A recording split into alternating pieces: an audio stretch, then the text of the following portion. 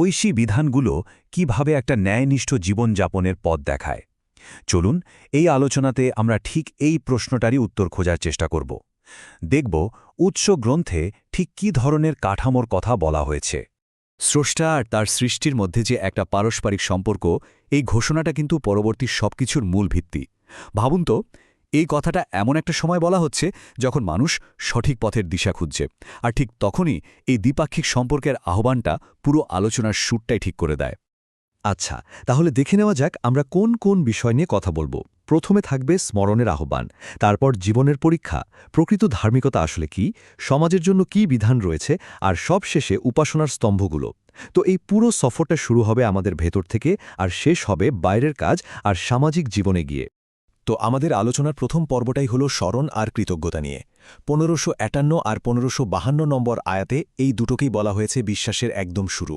আর ব্যাপারটা কি জানেন, এই দুটো ধারণা কিন্তু একে অপরের সাথে খুব গভীরভাবে জড়িত।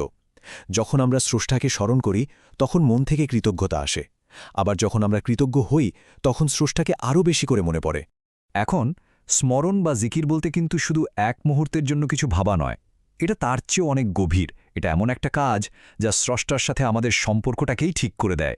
যেমন ধরুন, প্রকৃতির কোনো অসাধারণ সুন্দর দৃশ্য দেখে যখন আমরা স্রষ্টাকে স্মরণ করি, তখন তার সাথে আমাদের যোগাযোগটা আরও মজবুত, আরও জীবন্ত হয়ে ওঠে, তাই না?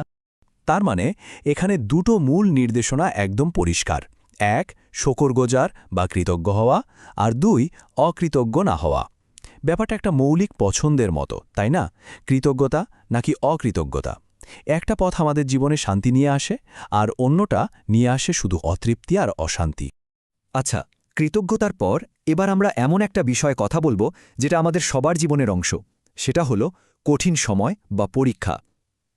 জীবনে তো কঠিন সময় আসেই, তাই না? এটা একটা সার্বজনীন অভিজ্ঞতা। এখন প্রশ্ন হলো, ধর্মগ্রন্থ এই সময়গুলোকে কিভাবে দেখে, আর এর মুখোমুখি হওয়ার জন্য কোনো নির্দিষ্ট পথের কথা কি বলে? চলুন সেটাই একটু দেখি। এখানে দেখুন কি কি পরীক্ষার কথা বলা হয়েছে: ভয়, ক্ষুধা, সম্পদের ক্ষতি, প্রাণের ক্ষতি, এমনকি কঠোর পরিশ্রমের ফল নষ্ট হয়ে যাওয়া। মানে জীবনের প্রায় সব দিকই এর মধ্যে চলে আসছে। কিন্তু এর একটা উদ্দেশ্যও আছে। এই পরীক্ষাগুলো আসে আমাদের ধৈর্য আর বিশ্বাসকে আরও মজবুত করার জন্য। তাহলে এই কঠিন সময় পার করার পথটা কি? দেখুন, এখানে একটা পরিষ্কার 3 ধাপের প্রক্রিয়ার কথা বলা আছে। প্রথমে পরীক্ষা আসে।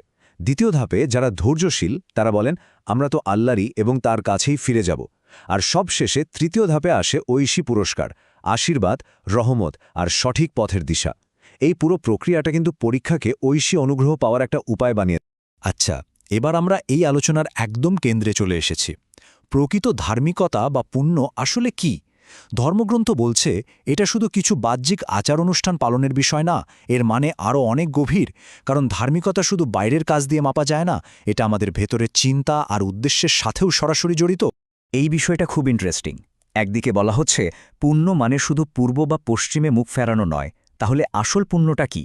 অন্যদিকে দেখুন, আসল পুণ্য হল আল্লাহ, শেষ দিবস, ফেরেশতা, কিতাব আর নবীদের ওপর বিশ্বাস আনা। শুধু তাই না, এর সাথে আছে আত্মীয় স্বজন, এতিম, অভাবীদের সাহায্য করা, বন্দীদের মুক্ত করা, নামাজ পড়া, জাকাত দেওয়া, কথা রাখা, মানে ধৈর্য ধরা। পুরো বিষয়টা একটা সাধারণ কাজ থেকে সরে এসে একটা সম্পূর্ণ জীবন ব্যবস্থায় পরিণত হয়েছে। তার মানে মূল বিষয়টা হলো এই কাজগুলোই হচ্ছে সত্যিকারের বিশ্বাস আর আল্লাহ সচেতনতার বাস্তব প্রমাণ। আর এই আল্লাহ সচেতনতা বা আল মুত্তাকুন হওয়ার মানে কি? এর মানে হল জীবনের প্রতিটি কাজে, প্রতিটি সিদ্ধান্তে এটা মনে রাখা যে স্রষ্টা সবকিছু দেখছেন এবং সেই অনুযায়ী চলা। এতক্ষণ তো আমরা ব্যক্তিগত নৈতিকতার কথা বললাম। এবার চলুন দেখি এই নীতিগুলো কিভাবে একটা সুন্দর আর সুশৃঙ্খল সমাজ গড়ে তোলার কাজে লাগে। কারণ ভালো সমাজ তো ভালো মানুষ দিয়েই তৈরি হয়, তাই না? তো এখন আমাদের আলোচনাটা ব্যক্তি থেকে সমাজে প্রসারিত হবে। এখানে দেখুন, সমাজের জন্য কিছু প্রধান আইনি আর সামাজিক নীতির কথা বলা হয়েছে। যেমন বিচার ব্যবস্থা, যেখানে হত্যার মতো অপরাধের জন্য কিসাস বা প্রতিশোধের বিধান আছে, কিন্তু সাথে ক্ষমা আর ক্ষতিপূরণের সুযোগও রাখা হয়েছে। আবার উত্তরাধিকারের ক্ষেত্রে ন্যায্য উইল করা বাধ্যতামূলক। অন্যের সম্পত্তি অন্যায়ভাবে দখল করা বা ঘুষ দেওয়া নিষিদ্ধ। এমনকি সংঘাতের ক্ষেত্রেও সীমা লঙ্ঘন করতে নিষেধ করা হয়েছে। সবচেয়ে বড় কথা হলো, এখানে ন্যায় বিচারের সাথে দয়ার একটা দারুণ ভারসাম্য রাখা হয়েছে। এই কথাটা কিন্তু অনেক গভীর। কিসাসের মধ্যে তোমাদের জন্যে জীবন রয়েছে। এর মানে কি? এর মানে হল ন্যায্য প্রতিশোধের এই নীতিটা আসলে জীবন রক্ষার জন্যই তৈরি করা হয়েছে। এর উদ্দেশ্য সমাজে বিশৃঙ্খলা ঠেকানো, ব্যক্তিগত প্রতিশোধের আগুন জ্বালানো নয়। কারণ একটা সুশৃঙ্খল সমাজই সবার জীবনকে সুরক্ষিত রাখতে পারে। এতক্ষণ আমরা যত নৈতিক আর সামাজিক নীতির কথা বললাম সেগুলোকে বাস্তবে টিকিয়ে রাখার জন্য কিছু স্তম্ভ দরকার, তাই না? তো সবশেষে আমরা সেই উপাসনার স্তম্ভগুলো নিয়েই কথা বলবো। এই উপাসনাগুলোই আমাদের সেই আধ্যাত্মিক শক্তি যোগায় যা ওই নীতিগুলোকে প্রতিদিনের জীবনে মেনে চলতে সাহায্য করে। যেমন ধরুন রমজানের রোজা, যারা এই মাসটি পাবে তাদের জন্য এটা বাধ্যতামূলক, তবে অসুস্থ বা ভ্রমণকারীদের জন্য ছাড় আছে যা তারা পরে পূরণ করতে পারবে। আর যারা একেবারেই অক্ষম তাদের জন্য আছে ফিদিয়া, মানে একজন অভাবীকে খাওয়ানো। রাতে স্ত্রীর সাথে অন্তরঙ্গতারও অনুমতি আছে। কিন্তু মূল লক্ষ্যটা কি? লক্ষ্য হলো তাকুয়া বা আল্লাহ সচেতনতা অর্জন করা। মানে রোজা শুধু না খেয়ে থাকা নয়, এটা আত্মনিয়ন্ত্রণের একটা অনুশীলন। একইভাবে হজের নিয়মগুলো দেখুন, এটা নির্দিষ্ট মাসেই করতে হবে। আর হজের সময় কিছু কাজ যেমন যৌন সম্পর্ক, অন্যায় কাজ বা ঝগড়া বিবাদ করা পুরোপুরি নিষিদ্ধ।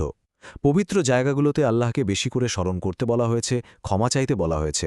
আর এখানেও ঘুরে ফিরে একই কথা, এই যাত্রার জন্য সেরা পাথেয় হল তাকওয়া বা আল্লাহ সচেতনতা। আর এই সবকিছুর বিধানের মধ্যে একটা মূল নীতি কিন্তু বারবার ফিরে আসছে। সেটা হলো আল্লাহ আমাদের জন্য কঠোরতা চান না, বরং সহজতা চান। এই নিয়মগুলো আমাদের জীবনকে কঠিন করার জন্য নয়। যেমন আমরা দেখলাম অসুস্থ বা ভ্রমণকারীর জন্য রোজার নিয়ম শিথিল করা হয়েছে। এটা কিন্তু এই সহজতারই একটা দারুণ উদাহরণ। তাহলে পুরো আলোচনা শেষে আমরা এই প্রশ্নটা নিয়ে ভাবতে পারি, জীবনের এই দীর্ঘ যাত্রায় আমাদের চূড়ান্ত পাথেয় কি? ধর্মগ্রন্থ বলছে হজের যাত্রার মতো জীবনের যাত্রার জন্য সেরা পাথেয় হল তাকওয়া বা আল্লাহ সচেতনতা। আর এই সচেতনতাই আমাদের প্রতিটি কাজে সঠিক পথ দেখায় আর একটা অর্থপূর্ণ জীবনযাপনে সাহায্য করে।